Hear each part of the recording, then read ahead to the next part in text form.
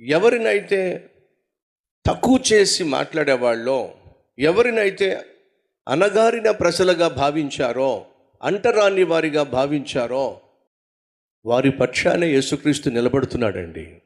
నిలబడమే కాకుండా అంటరాని వారిగా భావించి వెలివేయబడిన వారిగా భావించిన సమరయుణ్ణి ఈ ఉపమానంలోకి తీసుకొచ్చి అతన్ని గొప్ప చేసే ప్రయత్నం చేస్తున్నాడు ప్రభు అయిన యేసుక్రీస్తు. అనగా యేసుక్రీస్తు అంటరానితనాన్ని అస్సలు అంగీకరించడు.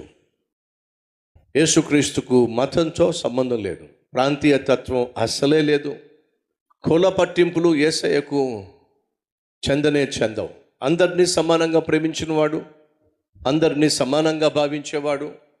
ఆయన ప్రేమకు ప్రాంతంతో పట్టింపు లేదు, ఆయన ప్రేమకు కులంతో పట్టింపు లేదు, ఆయన ప్రేమకు రంగుతో పట్టింపు లేదు, ధనవంతుడు పేదవాడు అనేటటువంటి తారతమ్య భేదాలు లేదు, పెద్ద కులం చిన్న కులం అనే ఆలోచన యేసయ్య ప్రేమకు లేనే లేదు. అందరినీ సమానంగా ప్రేమించిన లోకరక్షకుడు కాబట్టి బైబిల్ సెలవిస్తుంది, దేవుడు లోకమును ఎంతో ప్రేమించును.